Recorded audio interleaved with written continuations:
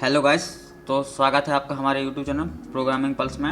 आज हम बात करने वाले हैं वेरिएबल स्कोप इन जावास्क्रिप्ट। हमने इसके पिछले वीडियो में भी बात करी थी, जिसमें हमने ग्लोबल स्कोप, ब्लॉक स्कोप और फंक्शन स्कोप के बारे में बात करी थी।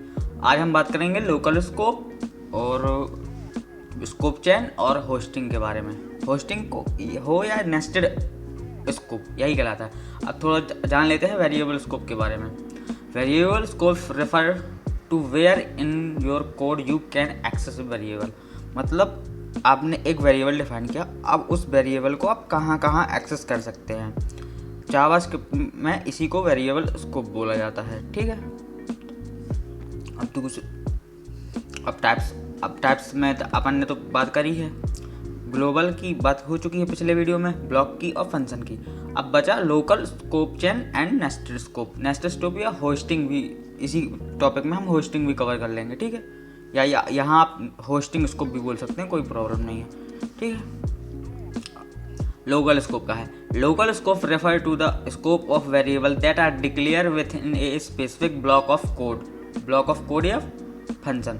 मतलब फंक्शन के अंदर जब आपने एक कोई वेरिएबल डिक्लेयर कर दिया, तो आप उस वेरिएबल को कहाँ तक एक्सेस कर सकते हैं, इसको लोकल स्कोप कहा जाता है। लोकल स्कोप मतलब वेरिएबल को कहाँ तक एक्सेस कर सकते हैं, इसी को लोकल स्कोप कहा जाता है। मतलब अगर मैंने डिफाइन कर दिया वॉर इक्वल टू 10, तो आप उस वेरिएबल को फंक्शन के अंदर ही एक्सेस कर सकते हैं। यदि आपको फंक्शन के बाहर एक्सेस करते हैं तो वो अनडिफाइंड आएगा या वेरिएबल इज नॉट डिफाइंड, आपको एक रेफरेंस एरर आएगी। अब जो दूसरा है वो है स्कोप चेन। स्कोप चेन क्या है?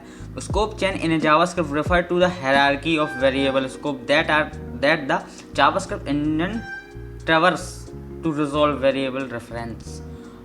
इसको ये आपको इससे समझ में ना आएगा, लेकिन है हायरार्की ऑफ वेरिएबल स्कोप। ठीक है। That JavaScript engine traverse to resolve variable reference. इसको मैं आपको एग्जांपल के थ्रू अच्छे समझा के बताऊंगा। ये डेफिनेशन में आपको कुछ क्लियर नहीं हो रहा है, अभी जब हम कोडिंग पार्ट में आएंगे तब वहाँ बात करेंगे। ठीक है। अब नेस्टेड स्कोप क्या है? नेस्टेड स्कोप का मतलब है वही hoisting in a JavaScript mechanism where a variable और function declare are move to the top of the content scope during the compilation phase before the code is execute. मतलब कहने का मतलब, पहले हमने एक वेरिएबल डिफाइन किया, वेरिएबल डिफाइन मान के चलिए हमने पहले जिस वेरिएबल को हमें डिफाइन करना है, हमने उस वेरिएबल को प्रिंट करा लिया। अब हम उस वेरिएबल को बाद में डिफाइन कर रहे हैं, तब हमें जावास्क्रिप्ट क्या फंक्शन देगा। अदर लैंग्वेज में हमें एरर आएगी, लेकिन जावास्क्रिप्ट हमें अनडिफाइन देगा। मतलब कि वेरिएबल डिफाइन है लेकिन उसमें कोई वैल्यू असाइन नहीं है। यही होस्टिंग का कॉन्सेप्ट है आपके जावास्क्रिप्ट में। हाँ जी। अब बात करेंगे, अब चलते हैं अपने उस कोड में, तब वहाँ बात करेंगे। ठीक है। चलिए गाइस, अब हम आ गए हैं अपने कोडिंग पार्ट में। तो अब हम पहले बात करेंगे लोकल स्कोप के बारे में। तो मैंने यहाँ एक फंक्शन बना के रखा है, जिसके अंदर हमने एक वेरिएबल डिफाइन किया है लोकल वॉर करके, जिसमें हमने वैल्यू उसकी 10 असाइन की है। ठीक है। ये उसकी वैल्यू 10 असाइन है। अब हम console.log करा रहे हैं उस वेरिएबल को। तो अब चलिए इसको देखते हैं कि आउटपुट हमारे पास क्या आ रहा है। हमारे पास आउटपुट नहीं आ रहा क्योंकि हमने फंक्शन को कॉल ही नहीं किया। तो हम फंक्शन को पहले कॉल कर लेंगे। ये अब हमारे पास वेरिएबल 10 आ गया। अगर जो यहाँ मैं प्रिंट करा रहा हूँ लोकल वेरिएबल, अब अगर मैं इसको इधर बाहर जाके प्रिंट कराऊँ फंक्शन के बाहर, मैंने आपको लास्ट वीडियो में बताया था ना कि स्कोप इसी को बोलते हैं। ये जो करली ब्रैकेट है दो ना, इसी को स्कोप बोलते हैं। सीधा मतलब है। ठीक है ना। आपको इंटरव्यू में ऐसा नहीं बोलना है, लेकिन याद रखना कि अगर ब्रैकेट स्टार्ट हुआ है किसी भी if else statement, conditional statement भी बोल सकते हैं, या फंक्शन में, तो वहाँ से उसके अंदर अपना जो वेरिएबल डिफाइन किए उनका स्कोप स्टार्ट हो गया। ठीक है। अब हम लोकल वेरिएबल को प्रिंट कर रहे हैं, तो देखते हैं क्या आता है। हमारे पास एक एरर आएगी, local var is not defined. ठीक है। क्यों? क्योंकि जो इस वेरिएबल को हमने डिफाइन किया है ना, इसका स्कोप है लोकल। अगर हम इस वेरिएबल को इसके अंदर डिफाइन करें, ठीक है, मान लेट से चलिए बाहर डिफाइन करते हैं, इसके बाहर। ठीक है। अब हम इसको इस फंक्शन के अंदर प्रिंट करें, तब आउटपुट क्या होगा? याद रखिए, देखिए तब आउटपुट आया 10। ठीक है, अब समझ में आया लोकल स्कोप क्या है। और ये जो वेरिएबल डिफाइन है ना, ये ग्लोबल स्कोप में है। मतलब आगे अगर मैं एक और फंक्शन बनाऊं और तब इसको एक्सेस करूं ऐसे, तब भी हमें इसका आउटपुट 2 बार 10 मिलेगा। ये देखिए मिला। हाँ, अब चाहे आप कितने भी कंडीशन स्टेटमेंट लिखिए, कितने भी फंक्शन स्टेटमेंट लिखिए, यदि आपने किसी वेरिएबल को ग्लोबली डिफाइन कर दिया है तो वह एक्सेसिबल है, चाहे जितना हो आप उसे एक्सेस कर सकते हैं। यही आपका लोकल स्कोप है। ठीक है, लोकल स्कोप यहाँ लिख लेता हूँ, लोकल स्कोप। ठीक है,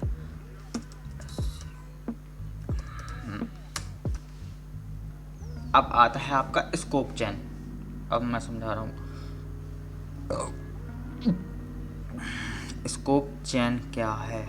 ठीक है, ये अब मैं समझाऊंगा स्कोप चेन आपको कि स्कोप चेन है क्या। ये मैंने पहले से डिक्लेयर कर दिया है। एक वॉर नाम से हमने ग्लोबली वेरिएबल डिक्लेयर किया। ठीक है, ग्लोबली याद रखना, ग्लोबली है वेरिएबल। ठीक है, अब यहाँ से आउटर फंक्शन स्टार्ट होता है। ठीक है, अब आउटर फंक्शन के अंदर हमने आउटर वेरिएबल डिक्लेयर किया है जिसकी वैल्यू है आउटर। अब फिर उस फंक्शन के अंदर हमने एक फंक्शन स्टार्ट किया, इसका नाम है इनर फंक्शन। फिर उसके अंदर हमने एक वेरिएबल डिफाइन किया वॉर इनर वॉर करके, इसकी वैल्यू है इनर।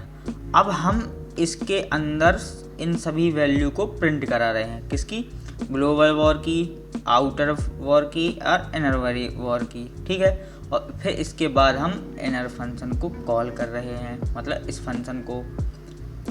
फिर पूरा ग्लोबली जब हम पूरा फंक्शन के बाहर आ गए, ये ध्यान से देखिएगा, जब हम पूरा फंक्शन के बाहर आ गए, आउटर फंक्शन को हमने कॉल किया, अब हम इनको फिर से कॉल कर रहे हैं, इन वेरिएबल को। ठीक है, यहाँ से मैं ये हटा दें कमेंट, मेरे साथ इसमें लिखा है। ठीक है, अब हम इनको फिर से यहाँ प्रिंट करा रहे हैं और इस फंक्शन के अंदर प्रिंट करा रहे हैं। ठीक है, तब आपको आउटपुट गेस करना है क्या आएगा।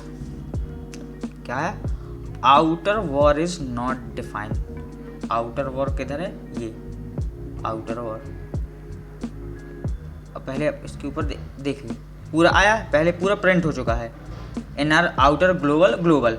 क्यों, क्योंकि जैसे ये ग्लोबल वेरिएबल तो अपने डिफाइन कर लिया था। फिर इस आउटर फंक्शन के अंदर हमने एक वेरिएबल डिफाइन किया, आउटर वेरिएबल। तो ये वेरिएबल तो ग्लोबली है, डिफाइन है, मतलब ग्लोबली क्या, ये चाइल्ड फंक्शन हुआ, ये हुआ पेरेंट फंक्शन। ठीक है, तो ये चाइल्ड फंक्शन जो है आपका इनर फंक्शन, वो आउटर फंक्शन के वेरिएबल और ग्लोबल वेरिएबल को एक्सेस कर सकता है। तो ये प्रिंट हो गए पूरा। ठीक है, क्या प्रिंट हुआ, इनर आउटर एंड ग्लोबल। अब जब फंक्शन इधर आया, outer function global console dot log global वार, तो ये ग्लोबल जो वेरिएबल है ग्लोबल वॉर, इसको हम की वैल्यू है ग्लोबल और यह है ग्लोबली डिफाइन, तो ये इसको एक्सेस कर सकता है।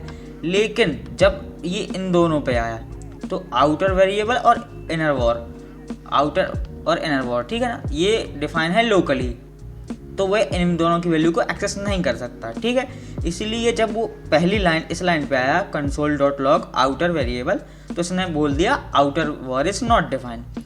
और ऐसा इसलिए इसने बोला नॉट डिफाइन क्योंकि ये ये आउटर वेरिएबल लोकली डिक्लेयर है, तो उसने ये आपको एक एरर दे दी। अब फिर यहाँ भी नहीं आया वो, क्योंकि अगर जावास्क्रिप्ट में किसी में एरर है तो वो फिर नीचे वाले कोड को चेक नहीं करता है, क्योंकि JavaScript line by line code check करता है। इसलिए उसने नीचे वाले कोड को चेक नहीं किया और आपको एक एरर थ्रू कर दी, reference error outer var is not define. इसी को बोलते हैं स्कोप चेन, मतलब कि वेरिएबल के अंदर फंक्शन, पहले ग्लोबल वेरिएबल, फिर उसके बाद लोकल फंक्शन, फिर उसके बाद उसके अंदर लोकल वेरिएबल, फिर एक और उसके अंदर फंक्शन, फिर लोकल वेरिएबल। इसी को आप जावास्क्रिप्ट में स्कोप चेन बोलते हैं। ठीक है, अब आता है हमारे पास होस्टिंग का कॉन्सेप्ट। अब होस्टिंग का कॉन्सेप्ट ये बहुत ही ज़रूरी है गाइस, आपको इंटरव्यू में ज़रूर पूछा जाता है होस्टिंग का कॉन्सेप्ट। हाँ, अब इस छोटे से, पहले मैं इसको कमेंट कर दूँ, नहीं आप फिर वो फालतू की हाँ, अब ये होस्टिंग में अब आपको इसका बताना है कि आउटपुट क्या होगा। चलिए गैस करिए, हाँ गैस करिए, आप ही को बोल रहा हूँ, गैस करिए। बन गया? नहीं बना हो तो मैं बता रहा हूँ, देखो पहले हम रन करके देखते हैं। अब पहला आउटपुट आया अनडिफाइंड, दूसरा आया 5। अब ऐसा क्यों? जब जावास्क्रिप्ट, मैंने बताया ना JavaScript line by line code को चेक करता है, तो जब वो इधर आया तो उसने देखा console.log x की वैल्यू प्रिंट हो रही है, तो उसने x के लिए एक मेमोरी रीएलोकेट कर दी, लेकिन उसको पता नहीं है वैल्यू क्या है, तो उसने अनडिफाइंड दे दिया। समझ में आया? उसको पता नहीं है कि क्या x क्या है, तो उसने पहले इसकी मेमोरी बना दी कि मेमोरी में x की जो वैल्यू वो स्टोर हो जाएगी। अब x की वैल्यू इधर उसको लगा कुछ नहीं है, तो उसने अनडिफाइंड दे दिया। ठीक है, अब फिर जब इधर आया तो उसने देखा वो x = 5 है, और फिर अब जब इधर आया ना तो वो रिपीट नहीं करेगा पीछे के कोड को चेक करने के लिए, वो इसको तो अनडिफाइंड दे देगा, वो तो काम खत्म उसका। अब जब वो इधर आएगा तो फिर नीचे चला जाएगा, ऊपर नहीं जाएगा दोबारा कि मुझे x मिला तो मैं ऊपर जाऊँगा, नहीं, वो नीचे ही चेक करेगा। अब फिर वो उसने console.x कर दिया, तो उसको पता है कि भाई पिछली वैल्यू तो x.5 थी, x = 5 थी, तो उसने x की वैल्यू 5 प्रिंट कर दी। यही कॉन्सेप्ट है होस्टिंग का जावास्क्रिप्ट में। अभी हम इसके बारे में इन डेप्थ बात करेंगे जब हम फैच पढ़ेंगे, प्रॉमिसेस पढ़ेंगे, क्लोजर पढ़ेंगे, तब मैं आपको और अच्छे से एक्सप्लेन कर दूंगा, तो आपको वहाँ समझ में आ जाएगा। बेसिकली यही होस्टिंग कहलाती है। अभी वो जब मैं फंक्शन के थ्रू करके बताऊंगा इसको, फिर एक फंक्शन को वेरिएबल में स्टोर करके बताऊंगा, यही होस्टिंग है, वही होस्टिंग कहलाती है। ठीक है, अब चलिए गाइस, अगर आपको वीडियो अच्छा लगा हो तो वीडियो को लाइक ज़रूर करें और सब्सक्राइब करें, और अगर आपको पीपीटी चाहिए जो है तो वो आप मेरे व्हाट्सअप चैनल को ज्वाइन करें, आपको लिंक डिस्क्रिप्शन में मिल जाएगा, या फिर मेरे चैनल के डिस्क्रिप्शन में मिल जाएगा। धन्यवाद गाइस।